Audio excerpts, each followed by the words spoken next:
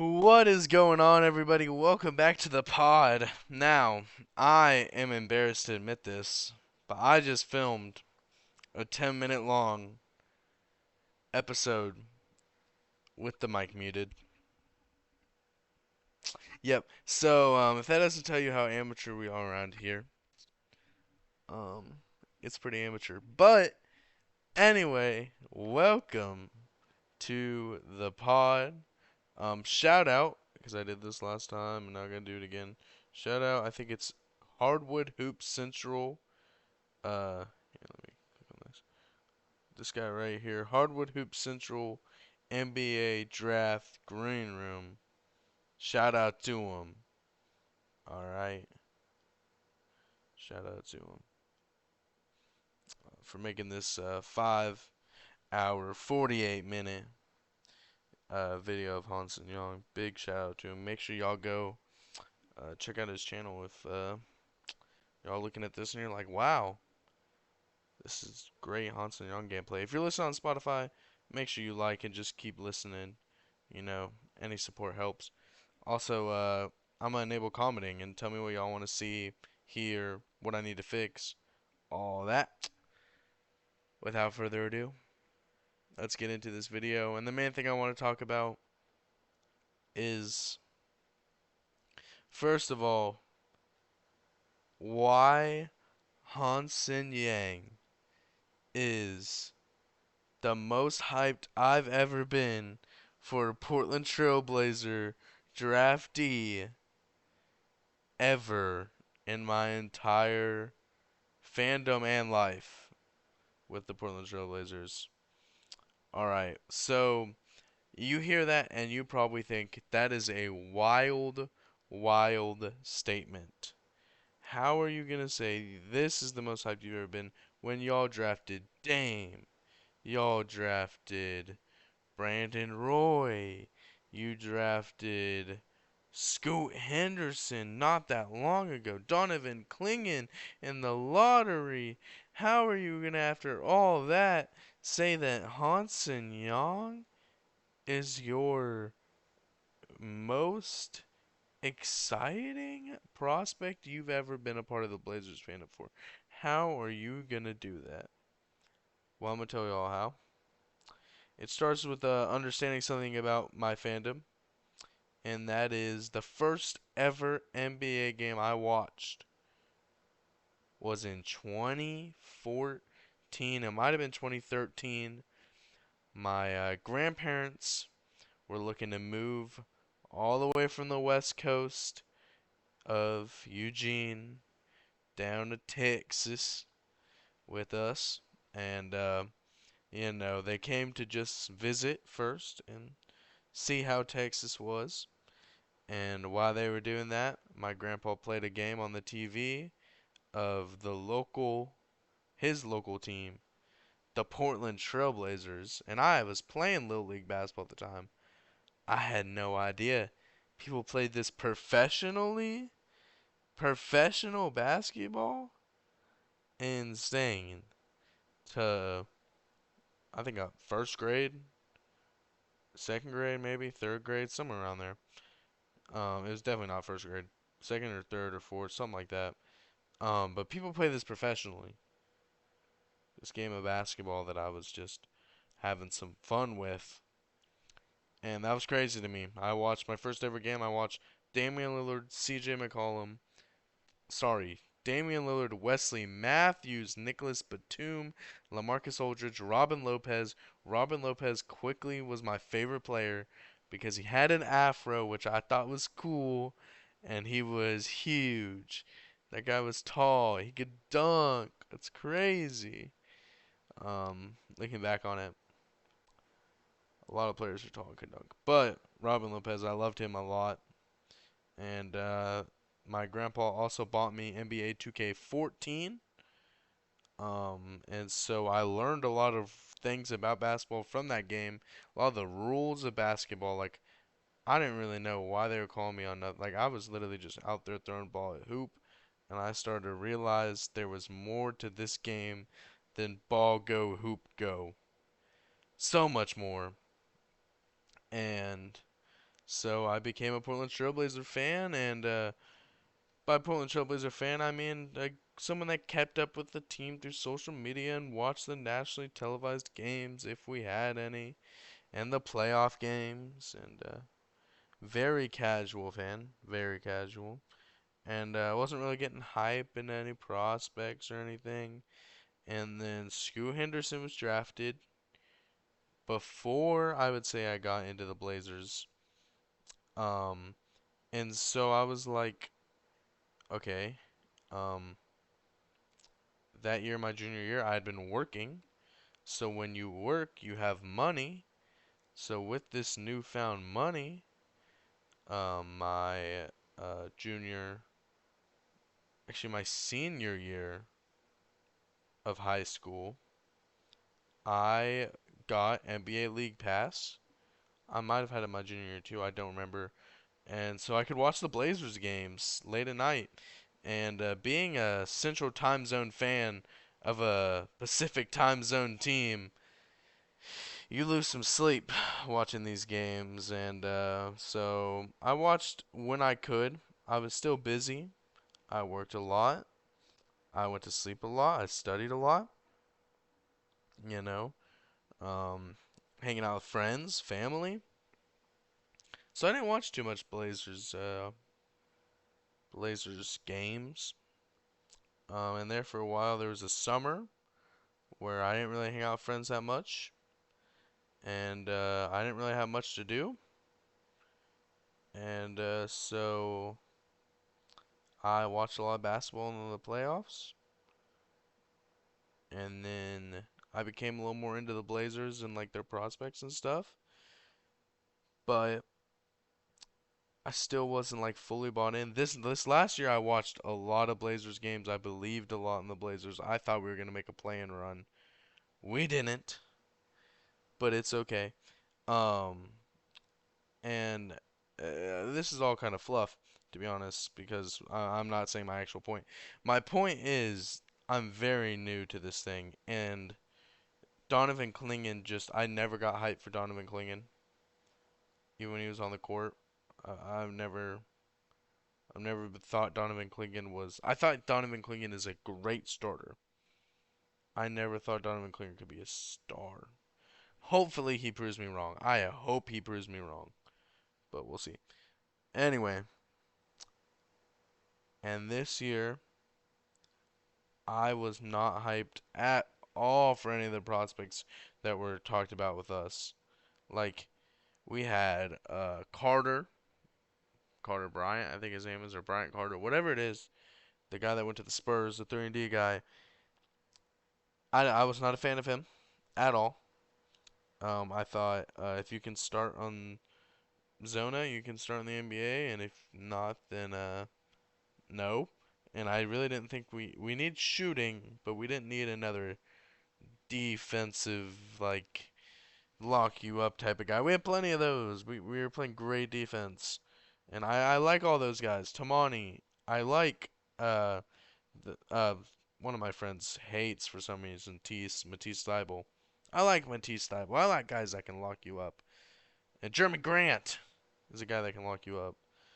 All right, but you know I didn't think we needed more of that.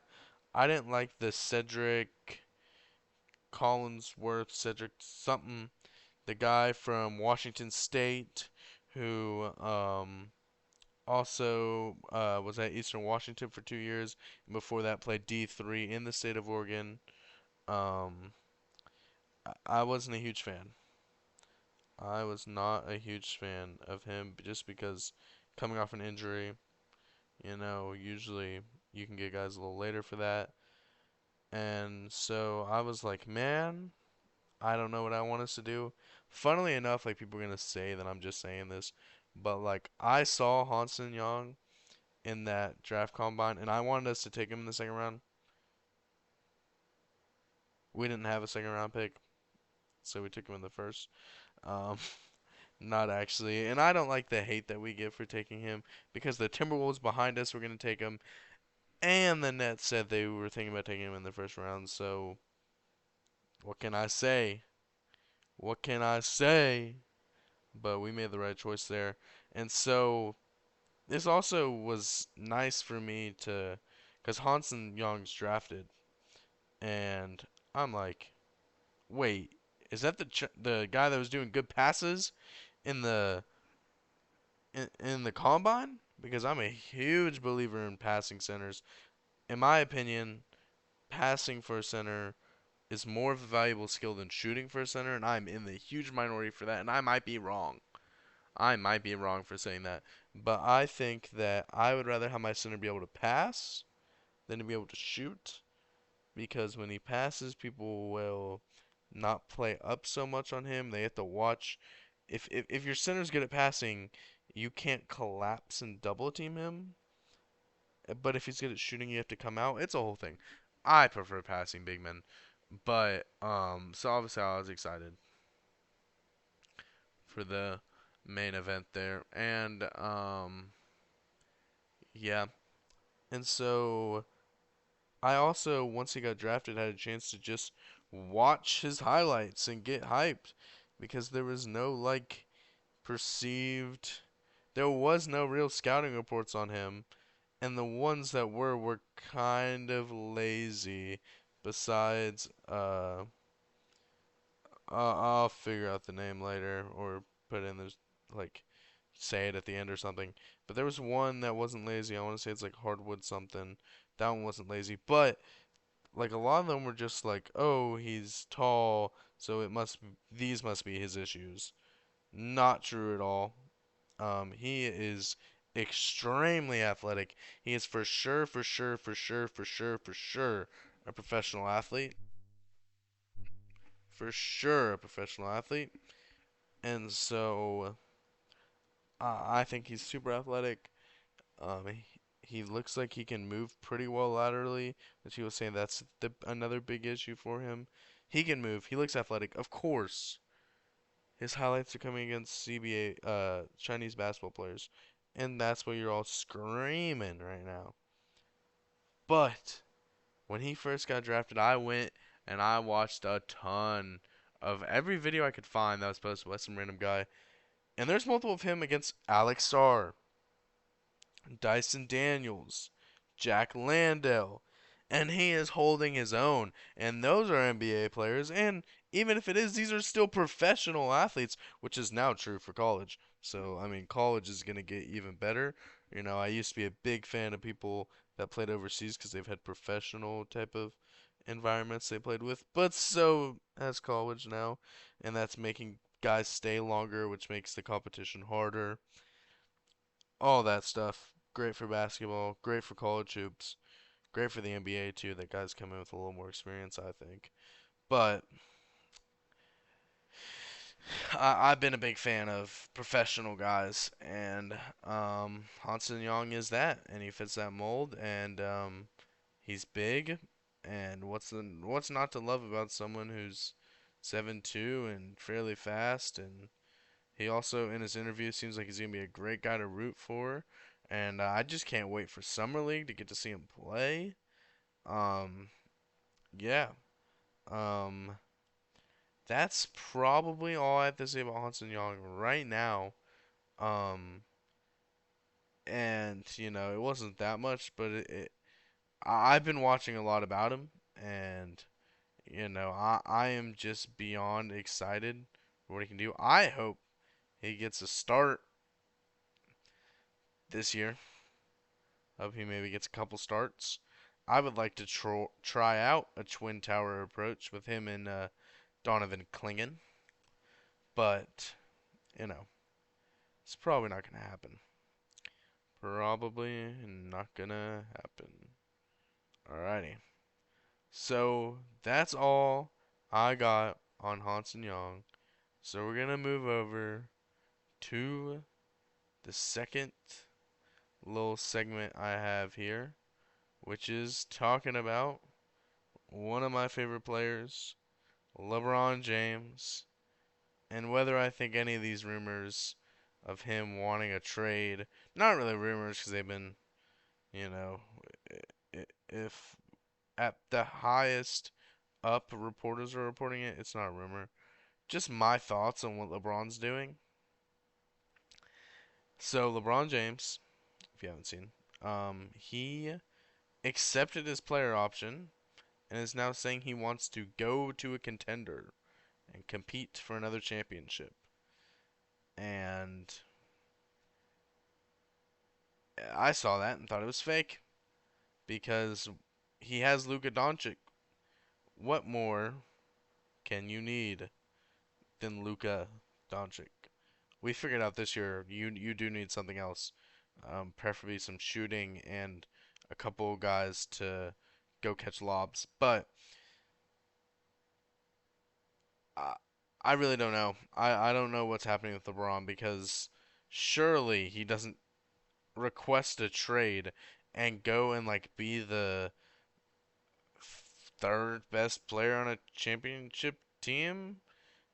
Like, yeah, he'd be the best third player, but your legacy of, well, that ring doesn't really count towards your GOAT debate because you won it when you were old, chasing a ring. You know, it wasn't like when he got to the Lakers, he was chasing a ring. He was chasing stardom and fame and movies, and he got there, and the Lakers were not good. They missed the playoffs. They were not good, and LeBron was along for that ride of not being good, and that's cool. I don't hate on him for like a lot of people do. A lot of people will hate on if oh, let's put it this way: people would have hated on LeBron for staying with the Lakers and losing, and the same people will hate on him for going to a contender. But like me, if LeBron went to the playoffs and lost to the Lakers, I would not hate. If LeBron goes and wins a championship because he got traded to a contender, I would hate. All right, I would not be the biggest fan of LeBron doing that because I think it tarnishes a lot of what he's worked so hard to get here and build his legacy and the GOAT debate and all that. So hopefully he doesn't do it. I hope the rumors aren't true. Um, but that's really all I got on LeBron. That's not gonna be long. Let's see. Um, yeah, I had a third segment, but I don't think I'm gonna get to it today because I forgot what it was. Um, um, if y'all want any updates from last time I was talking about my rec league, we went to the playoffs and got bounced in the first round. We were at a huge size disadvantage, and we ended with a huge foul disparity. And I was a little bit mad about it, and I was blaming the refs. And I'm still thinking about becoming a ref, man, because I want to do better than what has been done to me, and I think I could be good. Now, I'm actually, I think it's almost time. I have, in my personal life, I've spent a lot of money in June. July's coming up. I've done all my big purchases. I'm going to buy reffing equipment and begin my journey, I think. Um, so yeah, and also I'm still going to the gym. If any of y'all are wondering, which I don't know why you would be. If you're still watching this, like, huge shout out to you. But I be going to the gym. I be lifting. I be trying to get in shape because no one wants a big ref, and I'm pretty big right now. Um, right before I leave, we're gonna go ahead and I'm gonna pull something up for y'all. 1 second. Here it is. We're gonna react to some of these um latest signings that happened while we were talking. We got Trenton Watford. I saw this before, but I didn't want to talk about it. 2-year, $5.3 million deal with the Philadelphia 76ers. He was a former Blazer, and it hurts, man. It hurts. We waived him, and I thought he was a pretty good player. He's one of my, more favorite players we waived besides DeAndre. And let's see. Free agent sharpshooter Gary Trent Jr. is returning to the Bucks per his agent. Now, I don't know if Shams is like getting some sort of kickback to absolutely glaze these agents. Like he's always shouting out the agent, and then he's like, this deal brings Trent back to the team where he emerged as a key rotation player. Blah, blah, blah. They have some other one like him and his agent. Like ones like this, literally just tell you what happened, and then if it's either wait, it's a player up CEO Rich Paul tonight. Like he sends a second tweet that Mason Plumlee contact the Hornets got some front court depth. They're putting a contract with Mark Billstone of Priority Sports for Plumlee's 13th NBA season. Okay. All right. All right. All right. Hawk Star, Trey Young, two big wins. Okay. Yeah. This. Wait. Negotiated with CAA's Aaron Minson and Dave Spann. Why is he shouting out the agents? Suns executive, an agent of Lift Sports Management. Finished details tonight. Yeah, it just feels. I don't remember Woj ever saying the agent, the agent. Sources tell CAA co-heads of basketball and Steven reached a contract with the Hawks tonight. Oh, Jones's agent Kevin Bradbury of Lift Sports Management. Oh, Mark Ballstein and Kean Pillar of Priority Sports. Yes, I know I suck at pronouncing names. My job should then be um announcing graduation, but it's fine. The Los Angeles Clippers agents, agents. Like he's just talking about the agents a lot. It's really, really, really weird to me. Really, really weird. I got one more thing I want to talk about. For this one, I'll just leave the breaking news thing up. But Luke Cornett signing that big deal. That's wow, that was something. I was like, huh? Uh, it actually wasn't as much as I thought it was gonna be. I thought Luke Cornett was gonna get the bag somewhere. I'm trying. I'm trying my best here. DeAndre Ayton. I haven't even talked about us waiving him yet. Um, I like that we waived him in terms of what it does for us to in the future have Hansen Yang play. But I really think DeAndre Ayton was better than he's given credit for. And I really wish DeAndre Ayton the best of luck. He played great. A lot of Portland fans do not like DeAndre Ayton, and I really don't know why. But do with that what you will. This is the last thing I want to talk about today. Yep. More players betting on games in which they appear. Why? Why do we keep doing it? Why? What is the point of continuing to just, oh, I'm gonna do whatever possible to get banned? It's what it's starting to feel like. Why? I understand there's a huge, just throughout the world, more and more people are gambling on sports than ever. I understand it's an epidemic. You cannot, as someone who plays in the sport, gamble. And they know that. And they're willing to throw away millions of millions of dollars to try their best to make what? Hundreds of thousands? Because you know it's not millions, because you know they're not making it too suspicious. So to win hundreds of thousands of dollars, you're risking millions. Yeah, should I expect it to be semi-smart from someone who is literally gambling away their future? No, but I expect it to be a little smarter than what we're seeing. A little smarter than what we're seeing, if I'm gonna be honest with you. It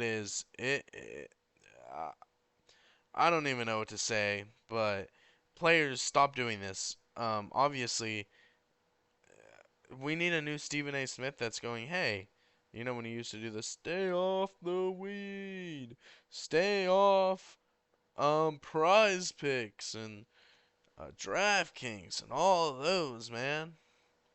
Just don't even like. Okay, I know it probably starts with NFL bets, right? Because you're not playing NFL, you don't care. You're just gonna go. Uh, you're just gonna go and you know bet on the NFL, and you got nothing to do with it. And then you're like, wow, I made some money. Let me try to. Oh, I'm gonna bet on my own games. Nope. I'm gonna bet on other NBA games. Nope. You have enough money. You do not need more money. You have millions of dollars. I know there's this thing that it'll never be enough, but eventually you gotta let it be because you have no choice. You can't just be gambling it all away. You can't gamble everything on a bet. If you saw a normal person betting millions of dollars, you'd be like, wow, that person is insanely dumb. Sports players, you have the millions of dollars guaranteed. You can keep making it.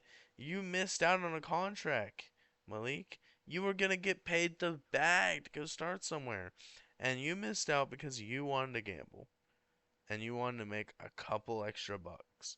In the grand scheme of things, it was not worth it. And you could go to prison.